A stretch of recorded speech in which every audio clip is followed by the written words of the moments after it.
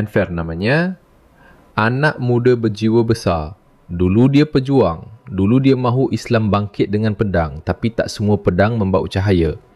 Bila Sultan jatuh, dia jadi wira. Bila Jerman panggil, dia pun jawab. Tapi yang dijemput bukan syahid, yang datang ialah kehancuran. Dia kata, kita lawan barat dengan barat, tapi akhirnya Islam yang binasa. Bila kalah, Enver lari ke timur, cuba tebus dosa, lawan komunis, cari semula jalan yang hilang, tapi ajal menjemput di bumi asing dengan pedang masih berlumur darah sesat. Jalan itu bukan semua dapat jumpa dan tak semua yang sesat sempat pulang.